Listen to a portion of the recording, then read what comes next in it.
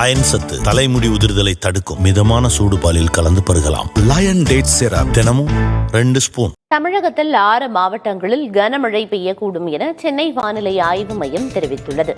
அதன்படி ராமநாதபுரம், சிவகங்கை, விருதுநகர், மதுரை, தேனி, திண்டுக்கல் ஆகிய மாவட்டங்களில் இன்று கனமழை பெய்யக்கூடும் என கூறப்பட்டுள்ளது. சென்னையை பொறுத்தவரை நகரின் ஒரு சில இடங்களில் மிதமான மழை பெய்யும் என்றும் வானிலை ஆய்வு மையம் தெரிவித்துள்ளது. நாளை கன்னியாகுமரி, திருநெல்வேலி, தென்காசி, தூத்துக்குடி ஆகிய மாவட்டங்களில் கனமழை பெய்யக்கூடும் என வானிலை ஆய்வு மையம் கணித்துள்ளது.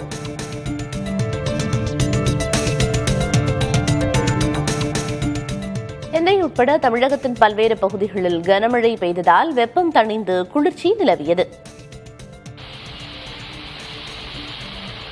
சென்னையில் கோயம்பேடு, வடபழனி, ஈக்காட்டு தாங்கல், கிண்டி, மயிலாப்பூர் உள்ளிட்ட பகுதிகளில் கனமழை பெய்தது. புறநகர் பகுதிகளான அனகாபுத்தூர், பொள்ளிச்சலூர், அம்பத்தூர் ஆகிய பகுதிகளிலும் மழை பெய்தது.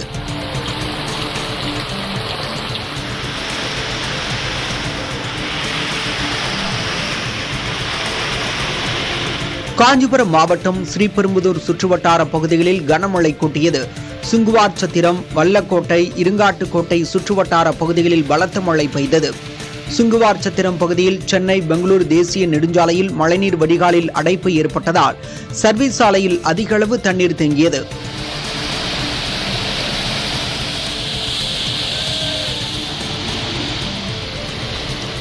காஞ்சிபுரம் மாநகர பகுதிகளான ஒலிமுகமதுபேட்டை, சங்கரமடம், செவிலிமேடு, ஓரிக்கை உள்ளிட்ட பகுதிகளில் கனமழை பெய்தது.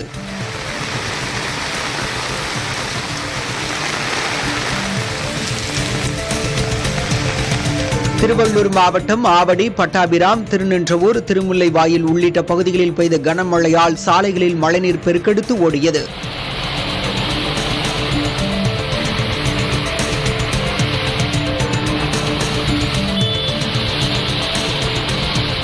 கனமழை காரணமாக திருப்பத்தூர் ஜலகம்பாறை அருவியில் வெள்ளப்பெருக்கு ஏற்பட்டுள்ளதால் சுற்றுலா பயணிகள் குளிப்பதற்கு தடை விதிக்கப்பட்டது. ஏலகிரி மலையில் தொடர்ச்சியாக பெய்து வரும் கனமழை காரணமாக அங்குள்ள ஏரிகளில் உபரி நீர் வெளியேற்றப்பட்டு ஜலகம்பாறை அருவியில் வரலாறு காணாத அளவிற்கு தண்ணீர் ஆர்ப்பரித்தது.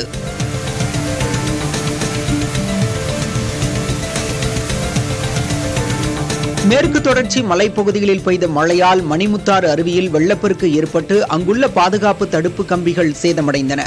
இதனை சரி செய்யும் பணிகள் நடைபெற்று வருவதால் அருவிப்பகுதி தற்காலிகமாக மூடப்படுவதாக வனத்துறை அறிவித்துள்ளது.